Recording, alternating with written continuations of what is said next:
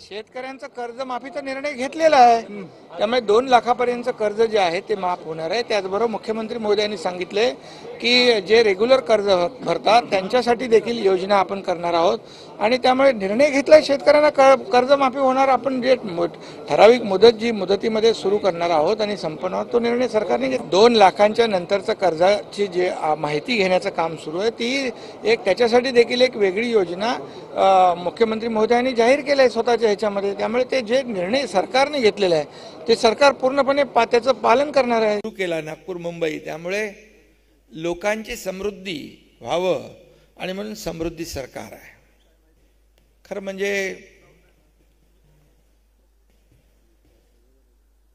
सरकार आणि शासन आणि प्रशासन ही रथाची 2 चाकं असतात। ही जेव्हा समान वेगाने धावतात त्यावेळेस त्या राज्याचा त्या शहराचा विकास वेगाने होत असतो। दुडी मगाशी त्यांनी सांगितलं टुरिझम सर्किट आणि टुरिस्ट कसं वाढेल, टुरिझम कसं वाढेल, ते सातारा सांगलीत काम करून आले आणि इथं देखील आमचे सर्व अधिकारी इथं बसलेत। एक विजन असलेले अधिकारी आहे।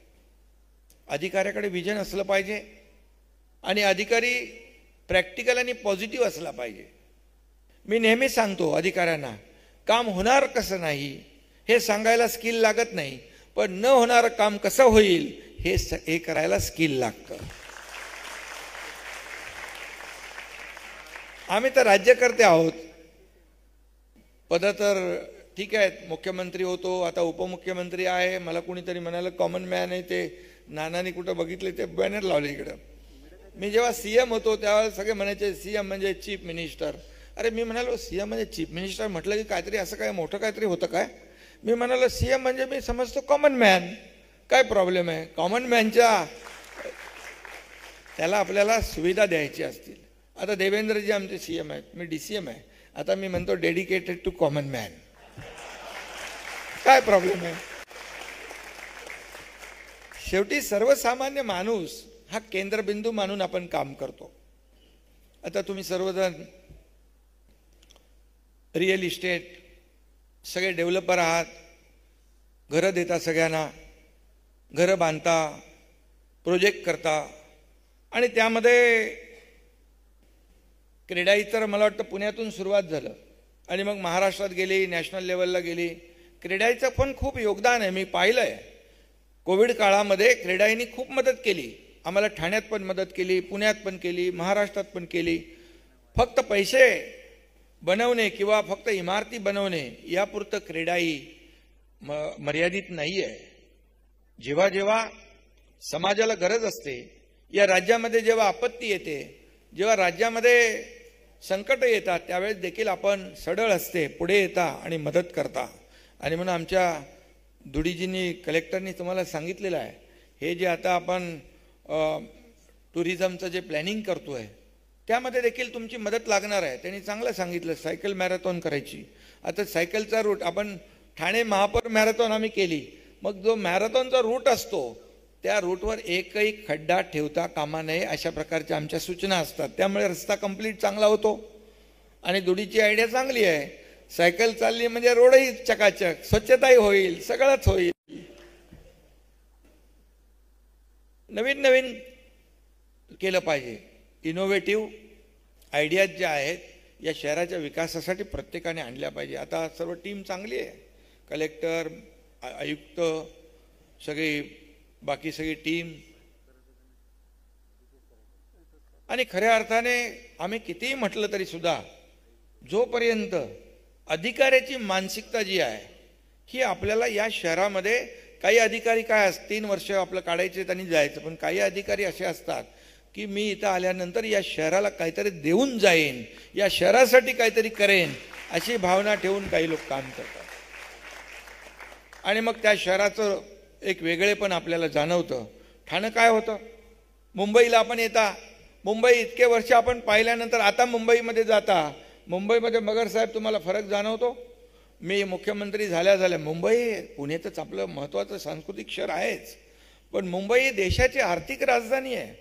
जगभरातले लोक तिकडे येतात आणि जगभरामध्ये जात असताना त्यांना जर मुंबई शहर आर्थिक राजधानीप्रमाणे जर त्यांना सुविधा मिळाल्या नाही तर शेवटी आपली प्रतिमा जी आहे जगभरामध्ये चांगली जात नाही. आणि म्हणून मी मुख्यमंत्री झाल्या पहिला निर्णय आम्ही असा घेतला, हा मुंबई खड्डे मुक्त करणे, पॉटहोल फ्री मुंबई. आणि चहल तेव्हा कमिशनर होते आणि 2 फेजमध्ये मगरसाहेब आम्ही मुंबईचं पूर्णपणे कॉन्क्रिटायझेशनचा निर्णय घेतला. खड्डे मुक्त मुंबई. आज कॉन्क्रीटची कामं सुरू आहे आणि 2 फेजमध्ये म्हणजे खड्डे मुक्त मुंबई होऊन जाईल. कारण शेवटी रस्त्यावर खूप डिपेंड असतं.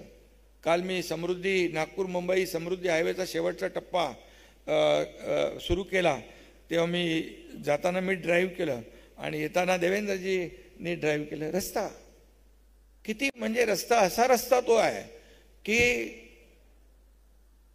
जगभरामध्ये अनेक रस्ते जर्मनी अमेरिका या सर्व रस्ते जे आहेत हे रस्त्यावर ओळख असते, रस्त्यांवर त्या शहराची ओळख असते.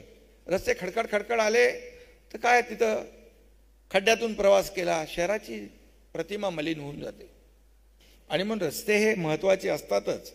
आणि जिथं रस्ते मी ठाण्यात पाहिलं की एक रस्ता आम्ही केला कॅडबरी कंपनीच्या समोरचा, तिकडचे तुमचे डेव्हलपर आहेत त्यांना विचारा एवढा मोठा रस्ता केला की तिथं विमान लँड होऊ शकतं एवढा रुंद केला, तुमचे लगेच पैसे वाढले भाव डेव्हलपर लोकांचे. शेवटी सुविधा ते वाढलेच पाहिजे, त्याशिवाय ग्राहकांना पण फायदा होणार नाही. आणि म्हणून या ठिकाणी रस्ते चांगलेच झाले पाहिजे, सुविधा चांगल्या झाल्या पाहिजे. अमेरिकेचे रस्ते चांगले आपण म्हणतो. मला आठवतंय की जॉन एफ केनेडींचा एक कोट होता, America is rich because American roads are good.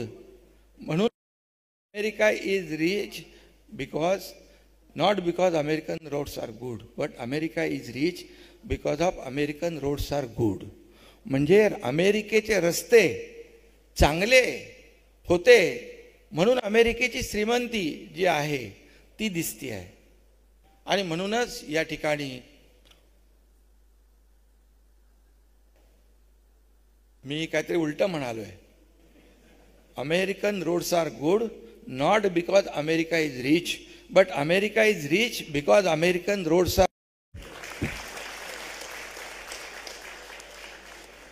आणि खऱ्या अर्थाने अशा प्रकारचे रस्ते मुंबई पुणे एक्सप्रेस आपण पाहिला. मगर साहेब मुंबई पुणे एक्सप्रेस जेव्हा नव्हता त्यावेळेस काय होतं, 7-8 तास लागायचे. तेव्हा बाळासाहेब म्हणाले की रस्ता झाला पाहिजे. गडकरी साहेब होते, गडकरी साहेब म्हणाले की तुम्ही हा रस्ता तयार करा. आज 8 तास लागतात, घाट जाम असला तर. आज 2.5 तासामध्ये मुंबई पुणे अपडाऊन करतो आपण.